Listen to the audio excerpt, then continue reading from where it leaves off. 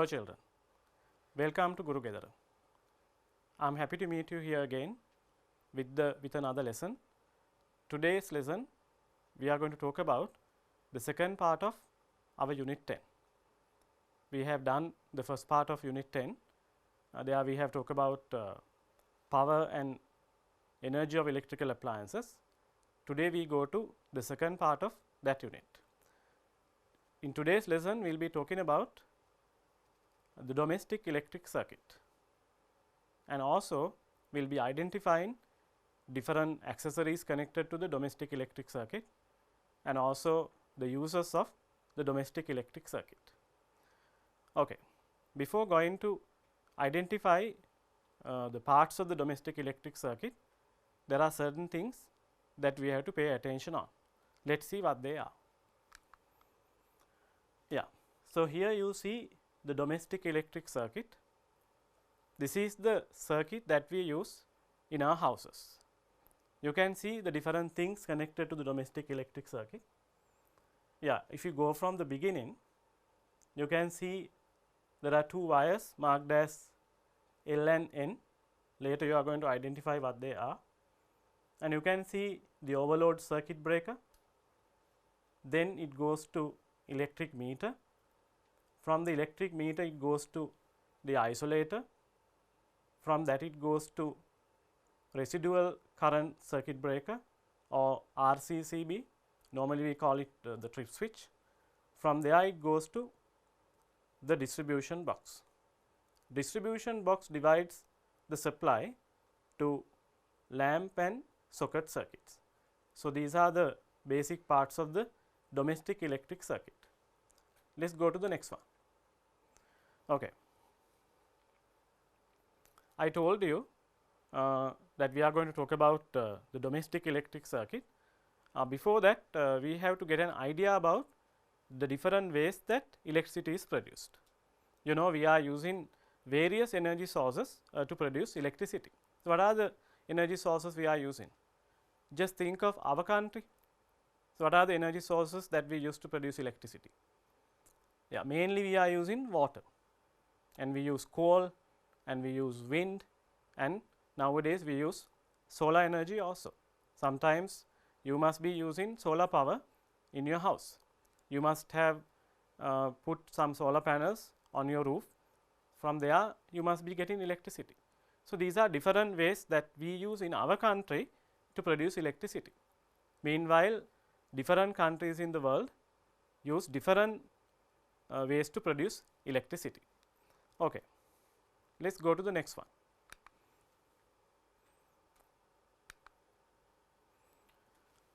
Now, this electricity is produced by power stations. So, the electricity produced in power stations should come to our house. So, will that happen at once? No, there is a process in between. There are several things happening between the power station and our house. So, we are going to learn what they are. Okay. So, look at the diagram on the screen. So, you can see three main things in this diagram. One thing is production of electricity by the power station, and the other thing is transmission of electricity. So, you see the production of electricity by the power station, and you see the transformation of electricity from the power station, and then using of the electricity in the houses. That is what we can see in the diagram. So, in this lesson we will be paying our attention on these three things. If I tell you again, production of electricity, transmission of electricity, and using this electricity in houses. Okay. So, I told you that we use different methods to produce electricity. So, this electricity produced by all these methods is added to the national grid. So, what is this national grid? You know, there is a network of wires around the country to distribute electricity to all the places. You call that the national grid. So, you must be producing electricity using solar panels, but that electricity should also be added to the national grid. Okay. Let us see the methods used to produce electricity. Yeah. So, in this picture you can see different sources used to produce electricity. You can see kinetic energy of water used to produce electricity, and using nuclear energy we can produce electricity, and using kinetic energy of wind we can produce electricity. You know, wind has kinetic energy. This kinetic energy could be used to rotate turbines. Connected to the turbines in power stations you get a dynamo. When a dynamo rotates, electricity is produced. Let us see another method. Yeah, by burning coal. In thermal power plants they burn coal. Now, we also have a power plant like that. Where do you get that power plant? In Noracholi. That power plant uses coal to produce electricity. So, what do they do using coal? Using this coal they can get heat, and using this heat they can make steam, and this steam has kinetic energy. Using the kinetic energy of steam they can rotate a turbine, and when a turbine rotates, the dynamo connected to the turbine also rotates. When a dynamo rotates, you know, electricity is produced. Yeah. Already now we know various methods are used to produce electricity. Yeah, and also we know that this electricity produced by all these methods is added to the national grid. Yeah. So, you see how water is used to produce electricity. You know, when water flows, water has kinetic energy. This kinetic energy of water can be used to rotate a turbine. When a turbine rotates, the dynamo connected to the turbine also rotates, and finally we get electricity. Let us go to another method. Yeah, by burning coal. Already I told you, by burning coal we can get heat, and using that heat we can get steam. As steam has kinetic energy, using the kinetic energy we can rotate turbines and the dynamo, and then we can go for electricity. Yeah. Now, you see another method. What is that? Wind power. You know, wind also has kinetic energy. This kinetic energy can rotate a turbine, and when the turbine rotates, the dynamo rotates, and finally it gives out electricity. Let us see another method. Okay. So, now you see, using all these methods, finally what do we do? Finally what we have to do is to rotate a turbine. So, to rotate a turbine we need kinetic energy. To get this kinetic energy we go for different methods, maybe flowing water, maybe wind, or maybe sea waves, or maybe tides, and even using coal ultimately we get steam. Using the kinetic energy of steam we rotate the turbine. So, that is what you see in the diagram. So, connected to the turbine you get the dynamo. When the dynamo rotates, as you see in the diagram, electricity is produced. Yeah. What do you see on the screen now?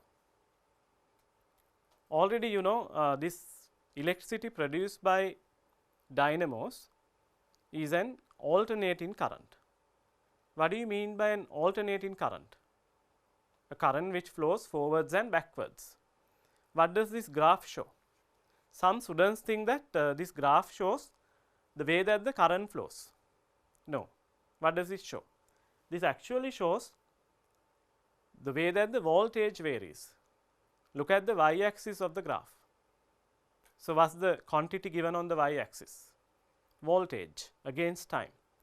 So, this the graph shows how the voltage varies in this current. When the current flows through a wire, the voltage varies.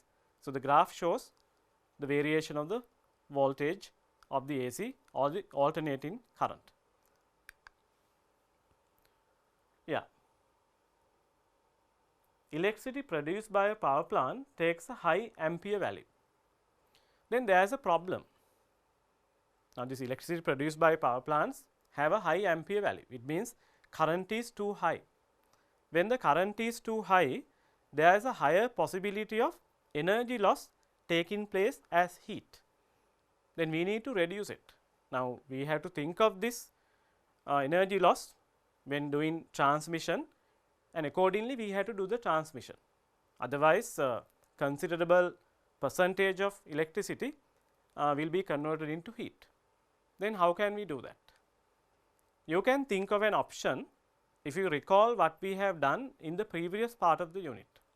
Can you remember this formula that we have got in the previous part of the lesson? P equals VI. Can't you get any idea using this?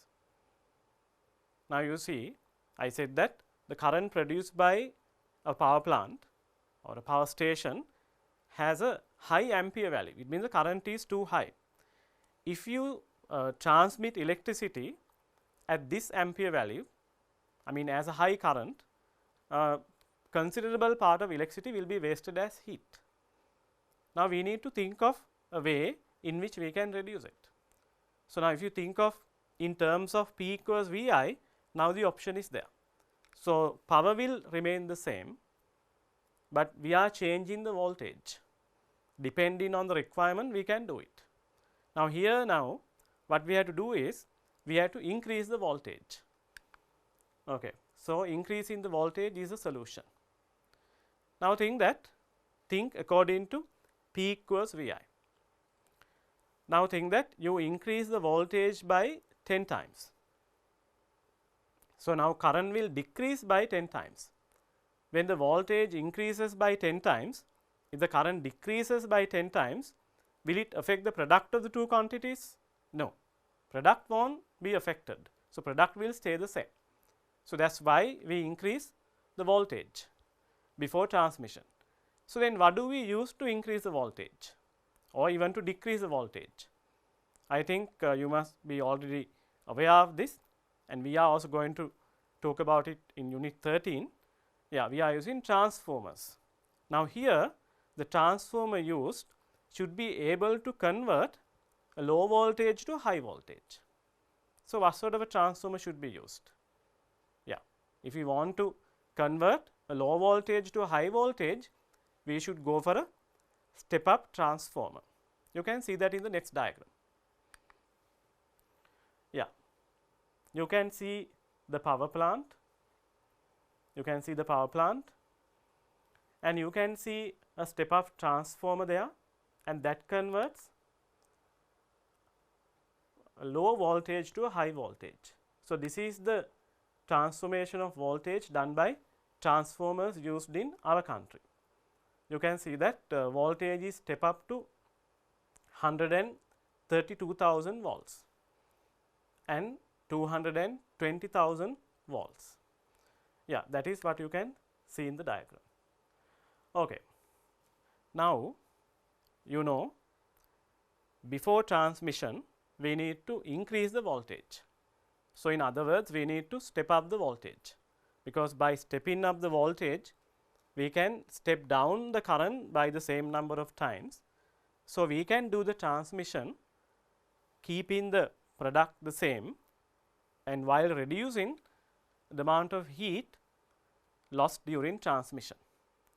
But do we need electricity at this voltage in our houses? Now just think of the appliances that you use. Now we don't need electricity at this voltage to be used in the appliances that we use in our houses. Then what should be done?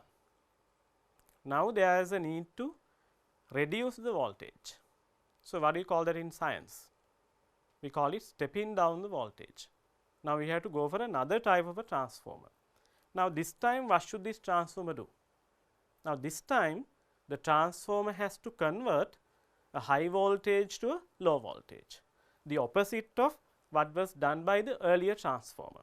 Now you call this stepping down the voltage. Then we have to go for a what? Step down transformer. Look at the screen.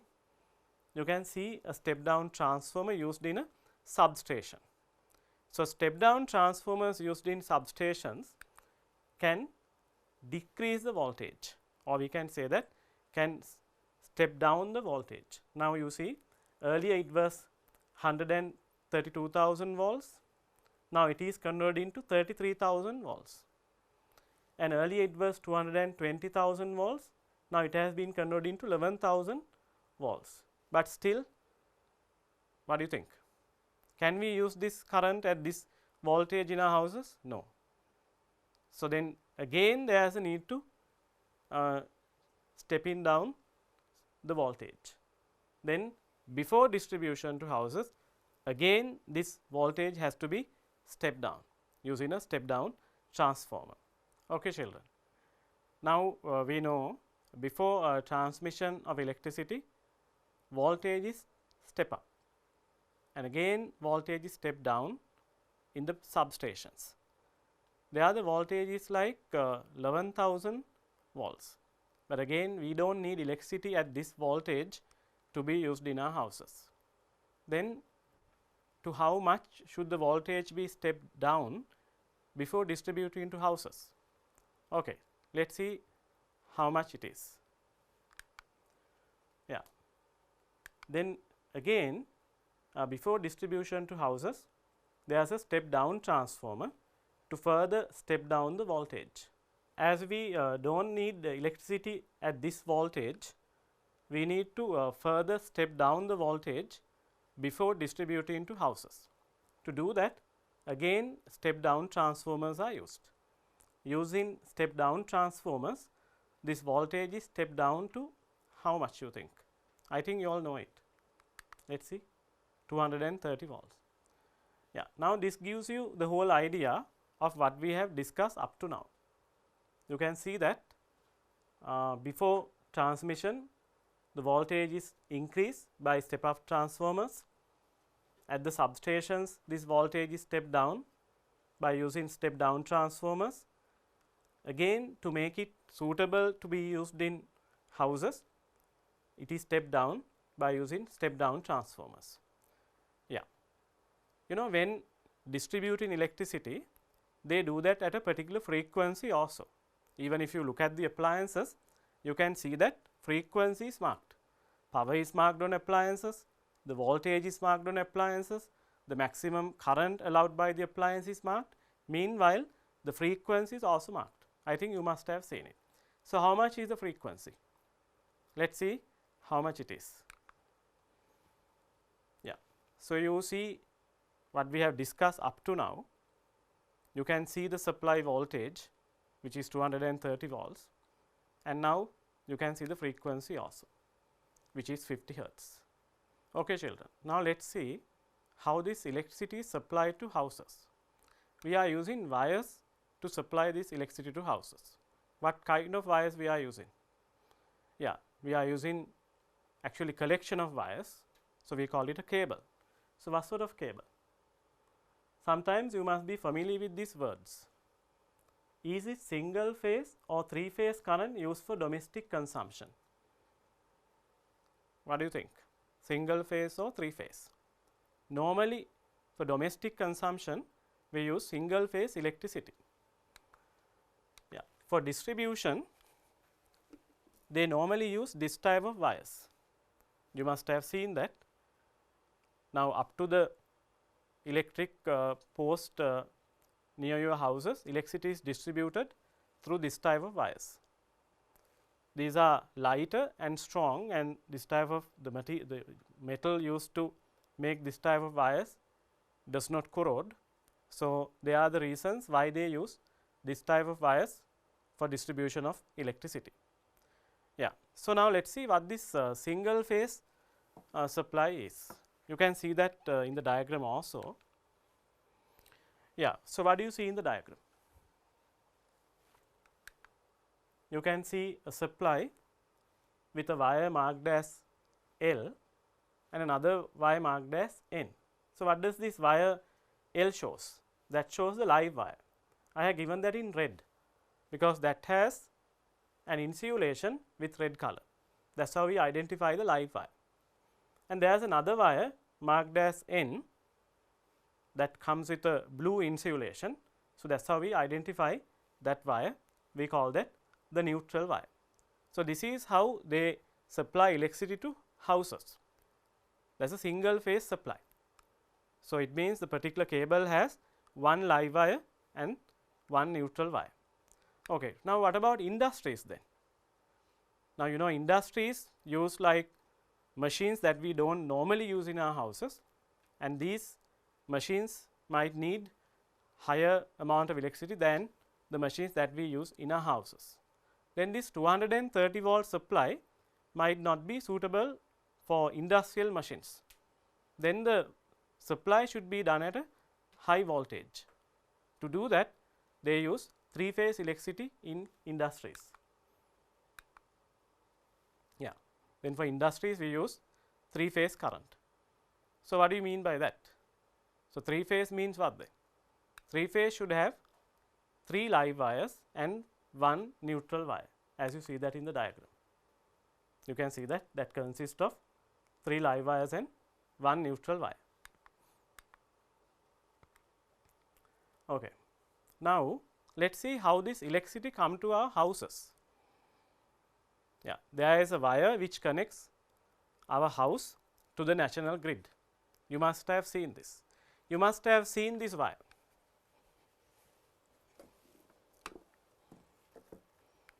You can see that wire now in my hand. This is the wire which connects our house to the national grid. So you call this a supply cable. Supply cable has 2 wires in it. You call that the live wire and the neutral wire. When you take live and neutral wires together, you call them the mains. That is why we use the word main supply. Then in the main supply, we are using this type of wire. This connects our house to the national grid. Okay, now let us see how this electricity goes inside the house. Yeah, in this way, the supply cable connects the house to the national grid. So now let us see the device that the supply cable goes through first before entering our domestic circuit. We call that the overload circuit breaker. So now it is a circuit breaker. So then that is used to break the circuit. So now let us see the wire that this disconnects. Yeah, that is why I have given a question here, which wire is disconnected by the overload circuit breaker. So actually it is connected to the live wire of the supply cable. So it disconnects the live wire of the supply cable.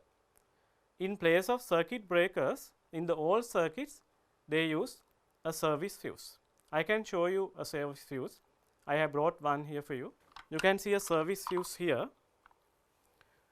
This was the one used in all circuits. This is a fuse. So it is made out of a thin wire which is made out of lead and tin. Now when the current is too high, let us say when the current is like more than 40 amperes, this will overheat up and then melt and disconnect the circuit. But nowadays in place of this, we are using overload circuit breakers, which connects the live wire of the supply cable. Yeah, from the overload circuit breaker, supply goes to what? What's the next accessory that this supply cable is connected to? Let us see what it is.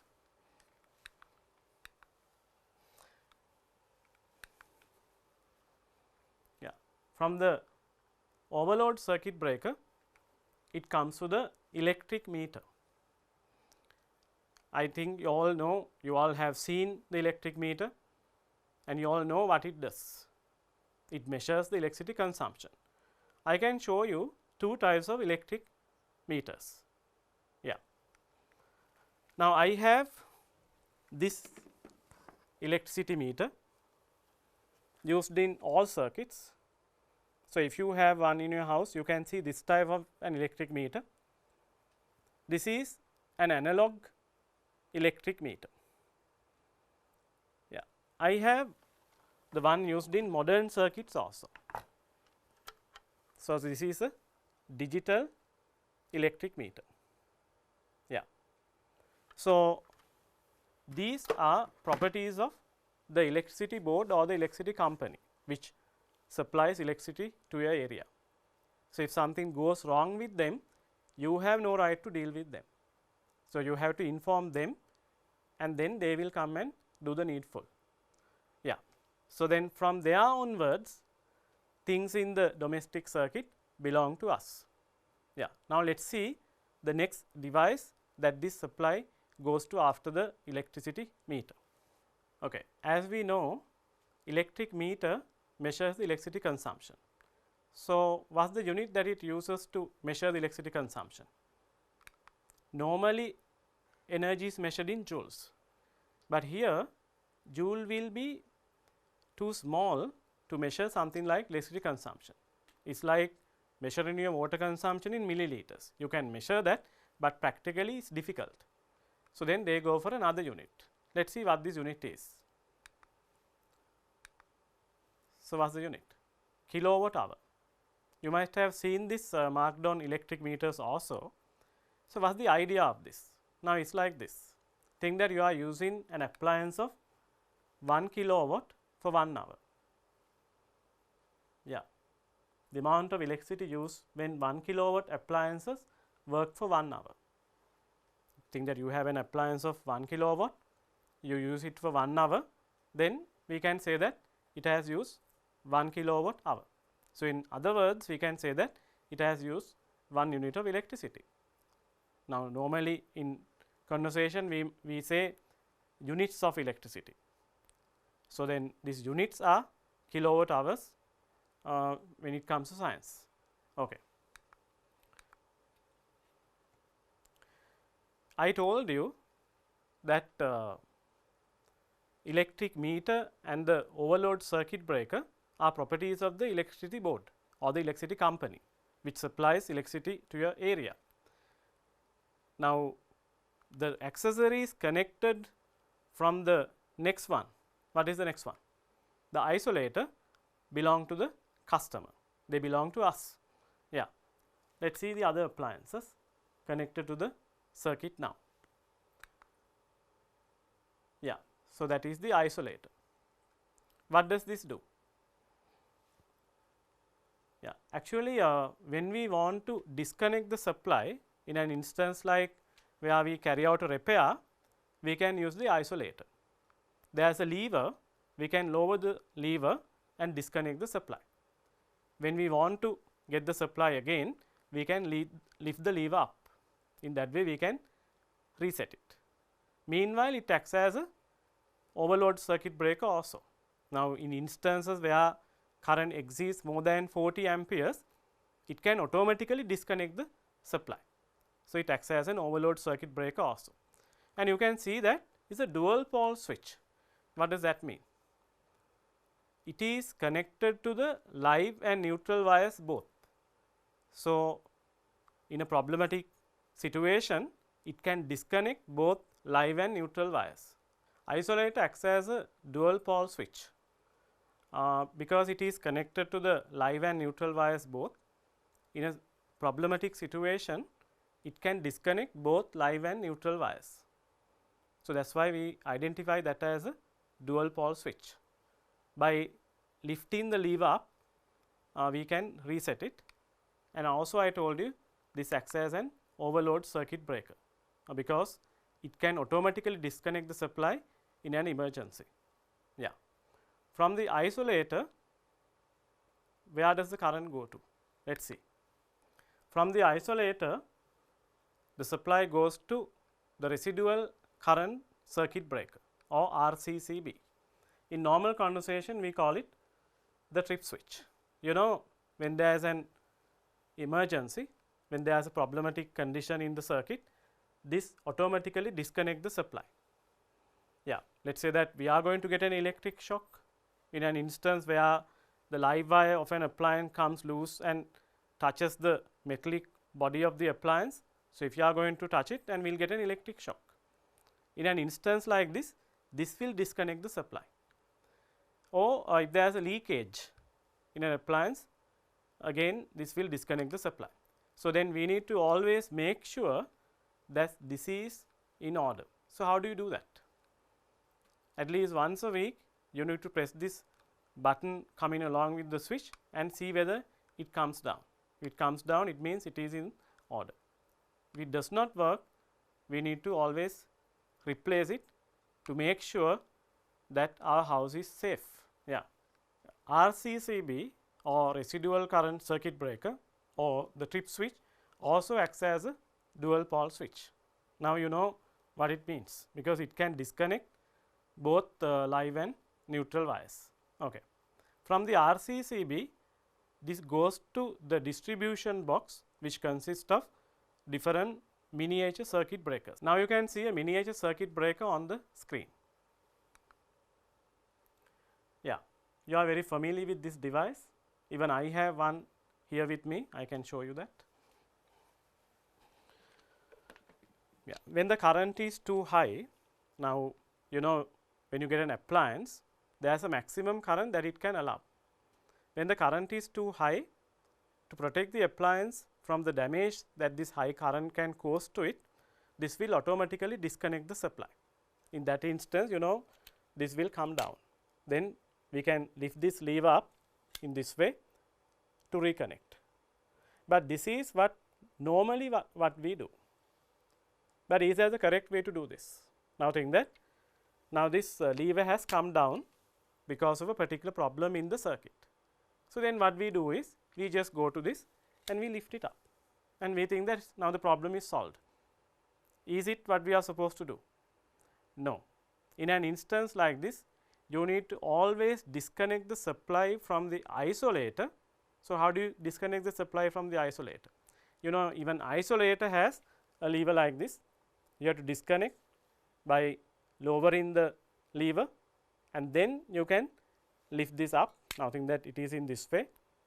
You can lift this up, and then you can switch the isolator on. Yeah, that is how you do it. Yeah, these are MCBs. But what was used in the past in place of MCBs? In the past, in place of MCBs, they have used fuses, which are like thin pieces of metal made of lead and tin. But now why MCBs are this popular among people? One thing is they are faster, and the other thing is you can easily reset MCBs. You can just lift the lever up and reset it. Yeah. See whether you can identify these accessories used in a domestic circuit. I have given a question for you. Identify these accessories used in a domestic circuit. You can see what you see in the diagram given as A. You can see the isolator, and B shows the RCCB or residual current circuit breaker. And what does C show? C shows the miniature circuit breaker or MCB. Yeah. Can you see another accessory that we use in our domestic circuit? What is that? You call that a consumer unit. So what do you find in the consumer unit? When you get the consumer unit, you get the isolator, RCCB and miniature circuit breakers. All these are there in the consumer unit. Yeah. You get the isolator, you get the residual current circuit breaker, and also you get miniature circuit breakers. So now you can see that consumer unit consists of these three things. Isolator is there, residual current circuit breaker is there, and miniature circuit breaker is there. As we have identified different accessories connected to the domestic electric circuit, now let us have a summary of what we have done up to now. Yeah. So let us start from the service cable. You know, this is the one which connects our houses to the national grid, which consists of two wires, live wire and the neutral wire. From the service cable, it goes to what? See the next one, overload circuit breaker. From the overload circuit breaker, where does it go to? To the electric meter. From the electric meter, it goes to what? The isolator. From the isolator, it goes to what? It goes to the residual current circuit breaker or RCCB. From the RCCB, it goes to miniature circuit breakers. You get a set of miniature circuit breakers in the circuit. From the miniature circuit breakers, supply divides into two types of circuits. What are the two types of circuits? Lamp circuit and socket circuits. So, that is what you see now. So, this gives us the summary of what we have discussed up to now in the unit. Okay. Let us go to the next part. There is a question for you. Was the current normally flowing through an MCB used in a lamp circuit? How much you think? You know, there are MCBs connected to the lamp circuit, because in a problematic instance they have to disconnect the supply. So, this current is sent through MCBs to the lamps connected to the lamp circuit. Then there is a maximum current that they can allow. So, how much you think? Let us see whether this is what you thought. Yeah, 6 amperes. Okay, let us go to the next one. What do you see on the screen now? You see fuses. Earlier also I told you, in the old circuits, in place of miniature circuit breakers, they have used fuses. These fuses are wires made of tin and lead. There is a special reason why they have gone for this wire made out of tin and lead. It has a low melting point. When the current is too high, this wire overheats and melts to disconnect the supply. Okay. You can see the fuses. Now, this is how it looks like once you take it out of the base. Yeah. So, the maximum current that the fuses could allow was 5 amperes. And now you know MCBs allow a maximum current of 6 amperes, but fuses allowed 5 amperes. Go to the next one. Was the current normally flowing through an MCB used in a plug circuit? You know, the supply divides into two types of circuits, the plug circuit and the lamp circuit. Now, all these are connected through MCBs. So, MCBs connected to the lamp circuit allow a maximum current of 6 amperes. Now, the question is the maximum current allowed by MCB used in plug circuits. How much is it? 13 amperes. Now, you know we connect these devices to the supply through 13 ampere plug. You can see the fuses used in place of MCBs those days. Yeah. Yeah, now we have a question here. Why MCBs are more popular than fuses? What do you think? Yeah, when a fuse blows, we need to replace the fuse. It takes time. We need to do that with a piece of wire, but we can't do that with any piece of wire. We need to select the wire of the correct thickness, length and the material. That is how we need to replace that. Yeah, but when it comes to MCBs, we do not have that problem. MCBs are faster and we can easily reset. You know how to reset an MCB? We can just lift the lever up, and doing that we can reset the MCB. But MCBs are faster and we can easily reset them. So, that is one reason why MCBs are more popular than fuses. And also they provide a special protection to the house. That is another reason why MCBs are more popular than fuses. Yeah. So, now think that we want to connect an appliance to the circuit. Now, for an example, I will show you one appliance that I have brought here. Okay. You can see this toaster. Yeah. Now, if I want to get electricity to this toaster, I have to connect this to the supply. I have to connect this to the plug circuit.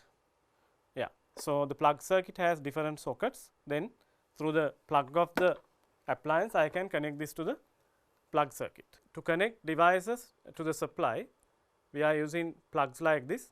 You can see a plug here. There are 3 pins in it. So, you call it a 3-pin plug. Let us identify the pins in it. You can see one pin here at the top. You call that the earth pin. So, this is the pin connected to the earth wire. And the pin that you see on the right side is the live pin that is connected to the live wire. and then the other pin is connected to the neutral wire. Now, think that if you look at this in this way, turn it towards yourself, you get the live on the left side. You can easily remember then, live on the left side. Okay. So, in this way, using this type of plugs, we can connect appliances to the electricity supply. So, this is a 3-pin plug, and there are instances we go for 2-pin plugs also. So, in the next slide, you can see different types of plugs used in our supply. Yeah. So, as you see on the screen now, you can see there are the different types of plugs used in houses.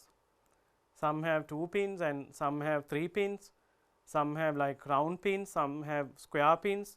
So, depending on various requirements, we are using these plugs in our houses. Out of the ones given, can you identify the 3-pin plugs? Now, you can see different types of plugs used in our houses. So, you can see there are 3-pin plugs, 2-pin plugs, and also the pins are of different shapes. Some are square pins and some are round pins. So, then for various requirements, we use this type of plugs. So, can you identify the 2-pin plugs here? Yeah, I think you all can see that A, C, E and F, they show 2-pin plugs. So, A, C, E and F are 2-pin plugs shown here. There are 3-pin plugs also. So, can you identify them? Yeah, out of the plugs given, you can see that B, D, G, H, I want you to look at them, J, K, L, M and N are 3-pin plugs. Yes. Now, you know, we use 2-pin plugs and we use 3-pin plugs to connect appliances to the electricity supply. So, is there a reason? So, what are the instances where we connect appliances to the supply using a 2-pin plug? Is there something special in these devices? Yes, there is something special.